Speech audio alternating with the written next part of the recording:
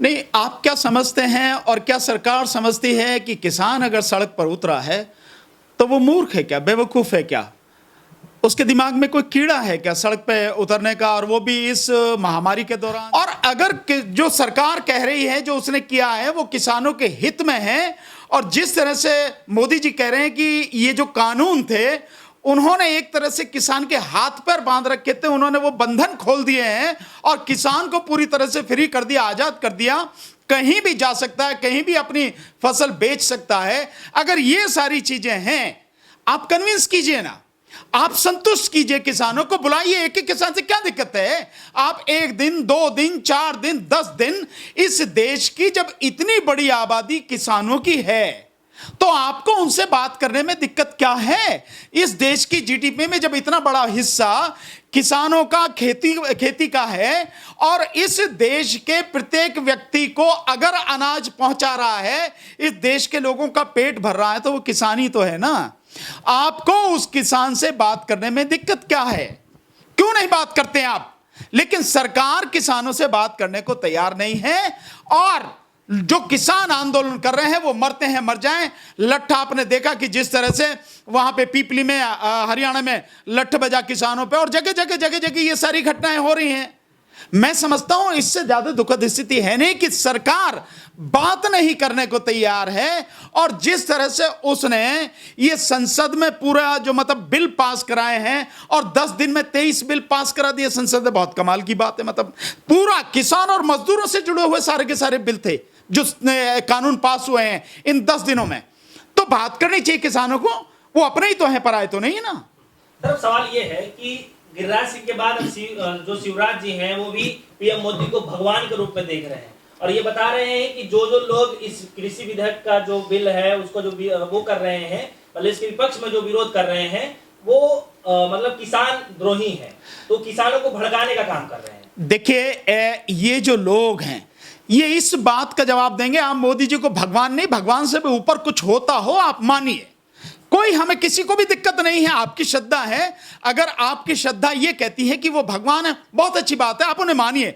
उससे हमारा लेना देना नहीं है, उससे किसानों का लेना देना नहीं है, उससे किसी मजदूर का लेना देना नहीं है, इस देश के बेरोजगार छात्रों का, नौजवानों का कोई लेना देना नहीं है। लेकिन जरा कुछ बातों का जवाब दे दें।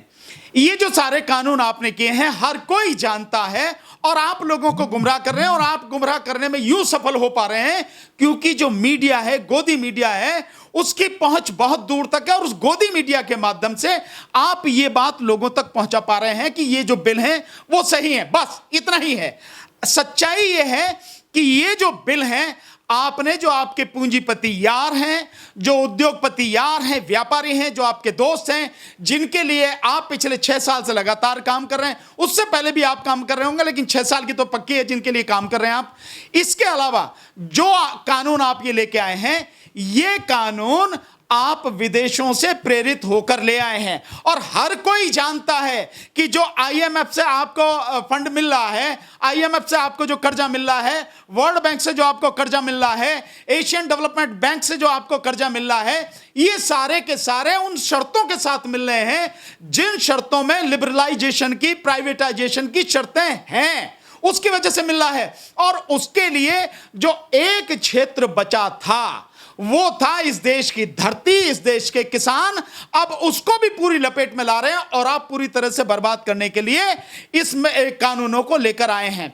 आप ये जो बात कर रहे हैं, मुझे ये बताइए कि अमेरिका की बात कहते हैं, अमेरिका में ये जो सुधार किए गए कितने सफल हैं? और जरा अमेरिका की तरफ देखिए कि अमेरिका अपने जो किसान हैं उनको कितनी सपोर्ट करता, कितनी सब्सिडी देता है। आप इसको देखिए, वहां पे मंडी समितियां वगैरह जिस तरह की जो थी उनको खत्म किया गया, तो वहां पे क्या हालत है। आप मत जाइए बाहर, आप अपने देश में आ जाइए, अपने देश की स्थिति सुधार, आप उसको समझिए आप, और बताइए, जनता को जवाब दीजिए। बिहार का चुनाव इस समय चल रहा है, आज बिहार के चुनावों की घोषणा भी हो गई है। इस समय सिर्फ ये बात आप लोगों को समझाइए कि जब 2006 में वहां से जो है बिहार से ये जो मंडी समितियां थी इनको खत्म कर दिया गया, तो क्या उसके बाद में बिहार के किसानों की हालत सुधरी है? क्या बिहार के किसानों को उनके अनाज की उनका जो अनाज है उसकी जायज कीमत, वाजिब कीमत मिली है क्या? या मैं तो बहुत अच्छी तरह से जानता हूं, आप भी जानते सब कुछ है, कि जब वहां पर पूरे देश के जो किसान हैं उनमें सबसे कम अगर किसान की आमदनी है, आय है, मासिक आय है, तो वो 3 से 3,500 बिहार के किसान की है औसतन मासिक आय, जबकि हरियाणा के जो किसान हैं उनकी 14,500 है, और जो पंजाब के किसान हैं उनकी करीब 18,000 के लगभग, 18 या उससे भी ज्यादा वो हजार पर मंथ उनकी आय है। तो 2006 में जब मंडी समितियां खत्म कर दी गई, उसके बाद उनकी हालत क्या हुई? उनकी हालत हकीकत यह है कि बद से बदतर होती चली गई। जो एमएसपी भी उनको नहीं मिल पा रही है। ये आपने खुली छूट देने की बात कर रहा हूं मैं। जो आप कह रहे हैं कि किसान को आजाद कर दिया, ये किसान 14-15 साल पहले ही आजाद हो चुका था, वो अपनी फसल को कहीं भी बेच सकता था, और आप जानबूझकर लगातार झूठ बोल रहे हैं। फिर भी अगर आप झूठ बोल रहे हैं, मैं उसके बावजूद भी आपसे ये कहना चाहता हूं, माननीय प्रधानमंत्री जी से कहना चाहता हूं, कृषि मंत्री जी से कहना चाहता हूं, और जितनी भी पूरी टीम है भाजपा की और मोदी सरकार की, उन सबसे, कि आप इस बात का जवाब दे पाएंगे कि 2006 में मंडी समिति खत्म करने के बाद वहां पर किसान को एमएसपी क्यों नहीं मिल रहा है? जो गेहूं का दाम 1925 रुपए अब तक था और अब सरकार ने 50 रुपए बढ़ा दिया गया, उसको 1100-1200 रुपए क्यों मिल रहे हैं? क्यों नहीं उसे 1900 रुपए भी उसको दाम मिल रहे हैं? ये आपने मंडी समितियां खत्म करने के बाद वहां की, अपने देश का उदाहरण लीजिए, क्यों नहीं मिल रहे हैं? क्यों वहां के जो किसान हैं उनकी इनकम जो है वो दोगुनी नहीं हुई? क्यों 3-3,500 है? इसका जवाब सरकार के पास नहीं है। इसका मतलब साफ है कि सरकार झूठ बोल रही है, सरकार देश को गुमराह कर रही है, और सरकार इस देश के व्यापारियों, अपने उद्योगपतियों और पूंजीपति यारों के, जिनके लिए वो पूरे 6 साल में काम कर रही है, सिर्फ उन्हीं के लिए ये सारा सब कुछ रास्ते खोल लिए, ताकि किसानों की जमीन भी उनके पास चली जाए और इस देश का किसान अपनी ही जमीन में मजदूर और गुलाम बन जाए। सर, सरकार ये कह रही है कि ये सदी का एक ऐतिहासिक गिफ्ट दे रहे हैं हम जो किसान हैं। अब सर सवाल ये उठ रहा है कि क्या लग रहा है कि जो ऐतिहासिक गिफ्ट जिससे बता रहे हैं, क्या आपको इससे लग रहा है कि वाकई में गरीबों का शोषण होगा और जो उनके मित्र हैं उनका उससे पोषण होने वाला है? देखिए, ये एक को कहने की बात नहीं है, ये तो अगर मैं यूं कहूं ऐतिहासिक आप वो दे रहे हैं, मैं ऐतिहासिक फैक्ट ही बता रहा हूं, पिछले 6 साल का इतिहास बता रहा हूं। माननीय मोदी जी जरा पीछे चल के, और उनकी पूरी टीम, उनके अंधभक्त सारे के सारे पीछे देखें, 2014 में जो इस देश से वादे किए गए थे, पूरा हुआ? एक भी वादा पूरा हुआ? आप छोड़ दीजिए उसको कि 370 आपने हटा दिया, आप छोड़ दीजिए कि मंदिर आपने जो है बनवाने के लिए उसका शिलान्यास कर दिया, ये चीजों को छोड़ के मैं ये जानना चाहता हूं कि जो इस देश की जनता है, किसान है, मजदूर हैं, छात्र हैं, जो इस देश के लोग हैं, उनकी जिंदगी में क्या फर्क पड़ा है? उनकी जिंदगी आज बद से बदतर हो गए, उन्हें जीने, रोटी खाने तक के लिए भी लाले पड़ रहे हैं। यहां तक कि मध्य वर्ग की भी स्थिति इतनी बुरी होने वाली है और हो रही है। तो सरकार की जो बात है, आप उनसे पूछिए कि 2014 में आपने जो वादे किए, एक एक करके आपने, देखिए, आपने एफडीआई की बात करी, उसका विरोध किया, लेकिन आपने एफडीआई लाए। सारा 5-6 साल से एफडीआई की आप कोशिश करें, वो जो आप मशीनों का शेयर बनाया वो एफडीआई के भरोसे पर ही तो आपने बनाया, मेक इन इंडिया और वगैरह की जो बात आप कर रहे हैं। दूसरा, आधार कार्ड का विरोध किया, आधार कार्ड आप लेके आए। तीसरा, जीएसटी का विरोध किया, जीएसटी आप लेके आए, और वो भी जीएसटी वो है कि जिसमें पिछले 3 साल में आपने जो देखा है उसमें 1.25 लाख करोड़ का घोटाला हो गया, और आज की तारीख में यह है कि आप स्टेट का जो हिस्सा है, राज्यों का जो जीएसटी में हिस्सा है, आप वो भी नहीं दे रहे हैं। तो आपने क्या, नौकरियों की बात करी, आपने 2 करोड़ नौकरी प्रतिवर्ष, आपने एक को भी नौकरी दी?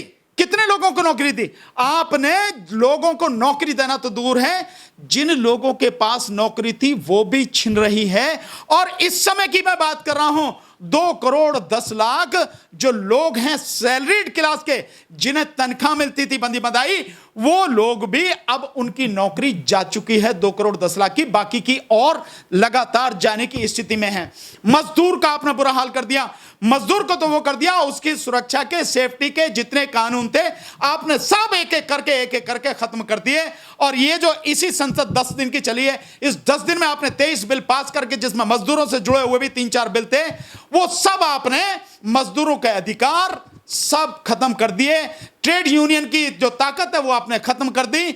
ये स्थिति आपने कर दी। दूसरा, जो नौजवान है, नौजवान की पीठ में जिस कदर आपने, मोदी जी ने छुरा भोंका है, जिस कदर उनको धोखा दिया है, जिस कदर उनके साथ में विश्वासघात किया है, ऐसा इस देश में पहले कभी किसी ने नहीं किया। तीसरा, आप नाम लेते हैं शास्त्री जी का, नेहरू जी को तो आप गाली देते हैं, शास्त्री जी का नाम लेते हैं। तो शास्त्री जी ने इस देश में किसानों की भलाई के लिए ये जो मंत्रालय बनाए थे, उस स्थिति में, और जो खाद्य निगम बनाया था ताकि पीडीएस सिस्टम तरीके से चलता रहे, यानी राशन की दुकानों को सामान मिलता रहे, वो आपने पूरी तरह से खत्म कर दिया।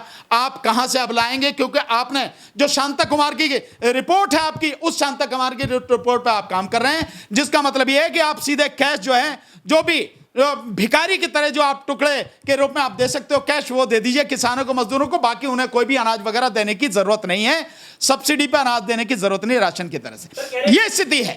किसानों के साथ लगातार पिछले 70 सालों से जो शोषण होता हुआ सामने आ रहा था, अब वो लोग कह रहे हैं कि हम 1 नेशन 1 मार्केट बनाने की बात कर रहे हैं, तो इससे बहुत फायदा होने वाला है। नहीं, देखिए, ये बात जो है कि 1 नेशन, इनका तो ये नारा है कि 1 नेशन 1 टैक्स, वो कभी 1 टैक्स नहीं हुआ। आप कह सकते हैं 1 टैक्स हुआ, नहीं, कितने तरह के टैक्स हैं आज की तारीख में भी इस देश में। तो जब 1 नेशन 1 टैक्स वो नहीं हुआ, आप जो कह रहे हैं कि 1 नेशन 1 राशन कार्ड की भी आप वो करें 1 आप ये कर रहे हैं, इससे फायदा क्या हुआ? क्या फायदा हुआ? क्या इससे लोगों का जीवन बेहतर हुआ है?